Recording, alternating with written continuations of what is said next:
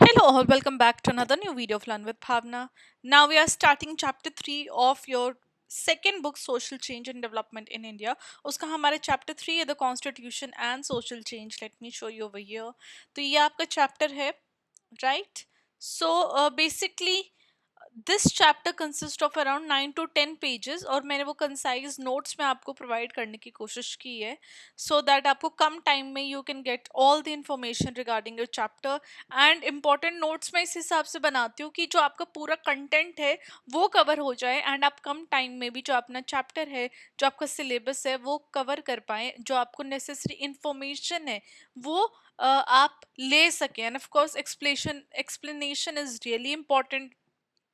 Through these notes, I try to give you best explanation possible of the provided content.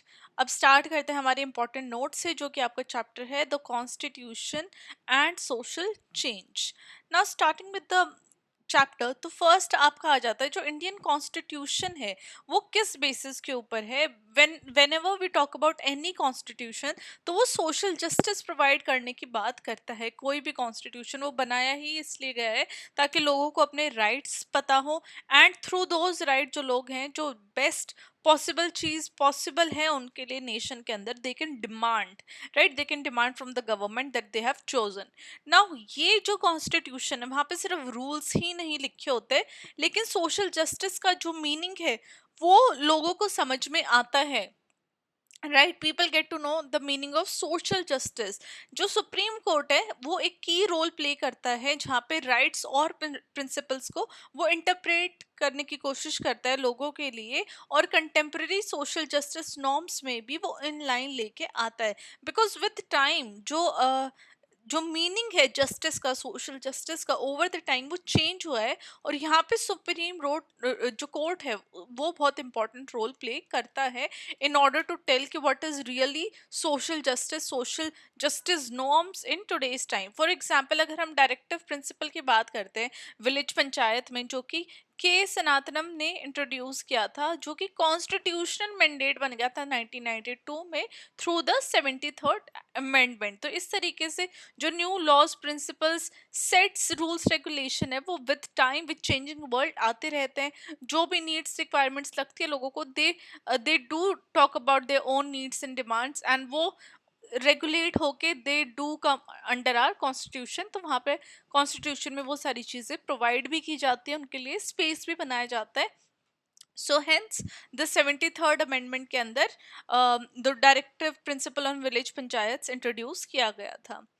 Now difference क्या है law and justice के अंदर. When we talk about law तो law क्या है जिसके पास पावर है स्टेट, राइट, कोई भी स्टेट है उसके पास जो पावर है और वो उस पावर को यूज करके एनफोर्स कर सकती है ओबीडियंस जहाँ पे एक फोर्स की toward like with the help of force तो लोगों को एक तरीके से ओबीडियंस मतलब कि वो बात माने उस तरीके से वर्क करे, राइट. लेकिन वहीं पे हम जस्टिस की जब हम बात करते हैं तो जस्टिस का मतलब होता है फेयरनेस या फिर इक्विटी, राइट. जिसकी जो डिमांड है नीड है उस टाइम पे उसको वो चीज़ें प्रोवाइड करना, फेयरनेस वहाँ पे प्रोवाइड करनी.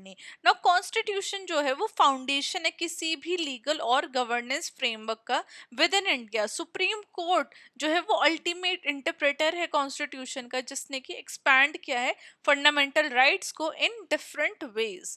Now third is panchayat raj and rural social transformation. First of all what is panchayat raj. तो पंचायत राज पंच पंच मीन्स 5 तो यहाँ पे आ जाता है गवर्नेंस बाय 5 इंडिविजुअल्स जो कि किसी भी एक ग्रास रूट डेमोक्रेसी में changes better we can say एक बेटर हमें डेवलपमेंट देखने को मिलती है within the grass root democracy या फिर एट द रूरल एरिया. ना हिस्टोरिकली जब हम देखते हैं कि कास्ट बेस्ड पंचायत चलती आई है और जो अपर कास्ट है उन्होंने कहीं ना कहीं डोमिनेट किया और फेवर किया है रूरल एरियाज के अंदर. वहीं पे डॉक्टर बी आर अम्बेडकर ने पंचायती राज सिस्टम को अपोज भी किया था पहले क्योंकि वो सोचते थे कि जो लोकल एलिट्स हैं, जो डोमिनेंट कास्ट है, वो ही रूरल एरिया की जो पॉलिटिक्स है वहां पर डोमिनेट करेंगे और लोअर कास्ट की जो सिचुएशन है वो और भी ज्यादा खराब होती जाएगी। लेकिन वहीं पे महात्मा गांधी जी सपोर्ट में आए थे पंचायती राज सिस्टम के, जहाँ पे वो मानते थे कि सेल्फ सफिशिएंट विलेजेस होने चाहिए। सेल्फ सफिशिएंट विलेज गवर्नेंस के लिए, ग्राम स्वराज के लिए panchayati raj was very important. So Mahatma Gandhi supported panchayati raj system. Then with the coming of 73rd amendment in 1992, तो एक लोकल सेल्फ गवर्नमेंट को एक कॉन्स्टिट्यूशनल मैंडेट बना दिया था, पंचायती राज सिस्टम को इंट्रोड्यूस कर दिया गया था। अब फीचर्स क्या है 73rd अमेंडमेंट के? When we talk about 73rd amendment, so we are talking about 3 tier system of local governance. Gram panchayat, panchayat samiti and जिला परिषद। तो 3 टायर सिस्टम हो गया लोकली गवर्नेंस करने के लिए, लोकली चीजों को हैंडल करने के लिए। यहाँ पे भी अगेन मैंडेटरी इलेक्शन होते एवरी 5 ईयर्स में। पावर जो है वो लोकल पीपल को दे दी गई थी with in 73rd amendment. Local resources को मैनेज करने के लिए जो इलेक्टेड बॉडीज है एट द लोकल लेवल, उनको पावर उनके हाथ में दे दी गई थी। अब सीट्स की रिजर्वेशन की बात कर ले तो 1/3 सीट्स विमेन के लिए रिजर्व की गई है, वेयर 17% सीट्स है SC ST विमेन के लिए।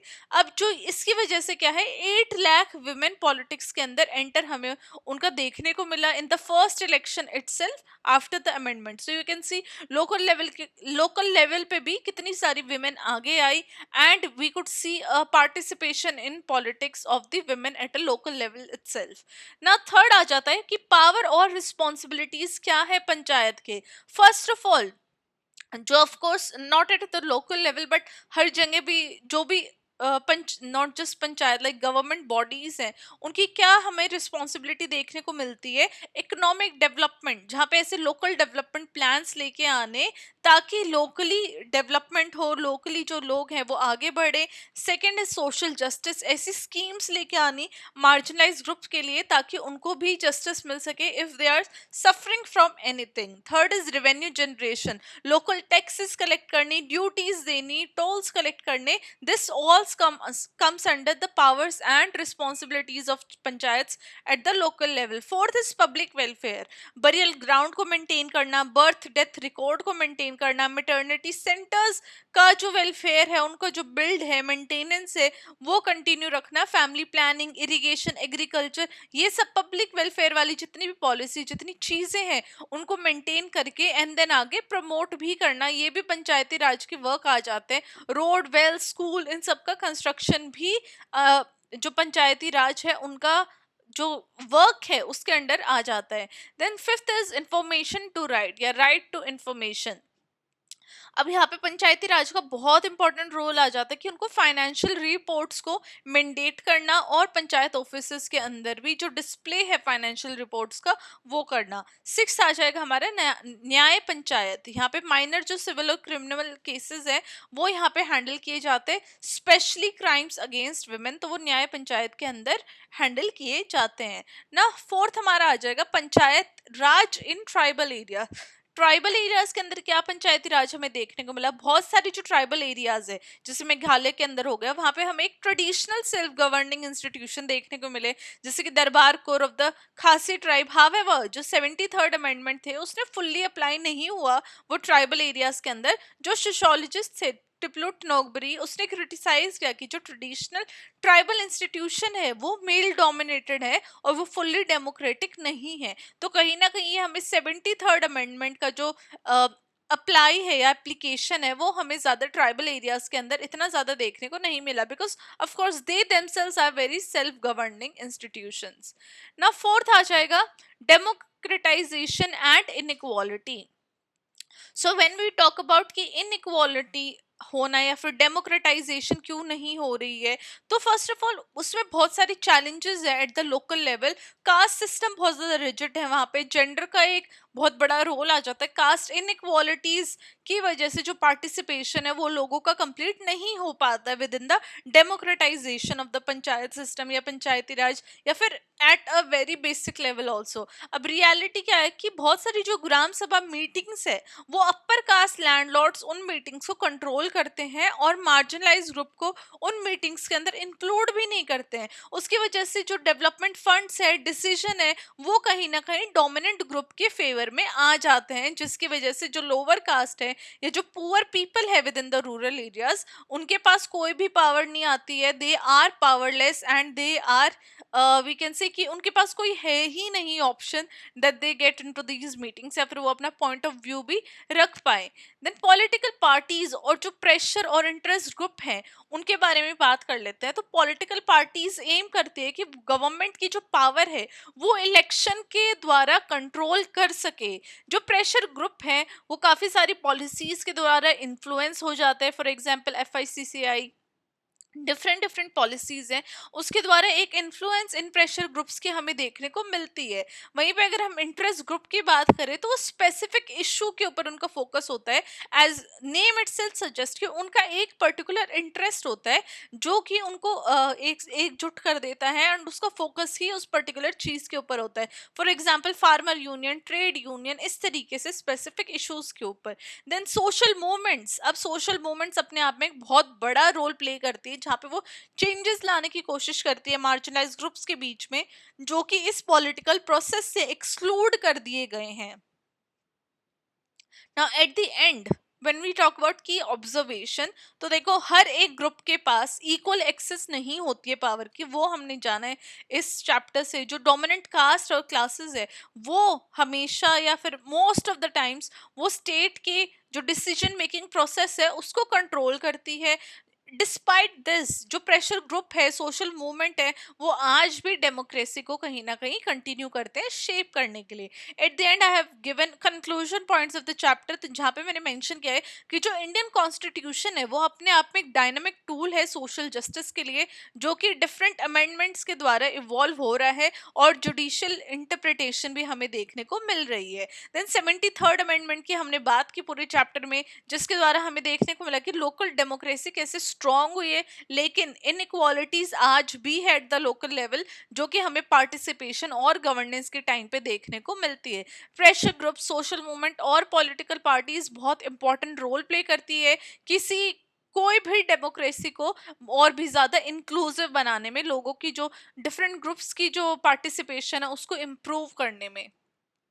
तो ये हमारे चैप्टर 3 का थे इंपॉर्टेंट नोट्स। बहुत छोटा चैप्टर, बहुत कंसाइज है, and it is somewhere based around the 73rd amendment act, जिसके बारे में हमने इस चैप्टर में जाना। Let me know what do you think about 73rd amendment act, और क्या चेंजेस आने चाहिए eight the local level Panchayati raj system, वो आप मुझे कमेंट करके बताओगे इस क्वेश्चन का answers.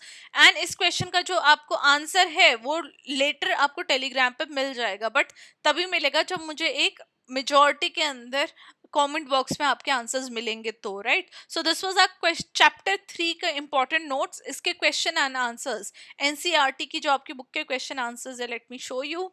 So you have around 6 question answers, तो वो आपको नेक्स्ट वीडियो में मिल जाएंगे।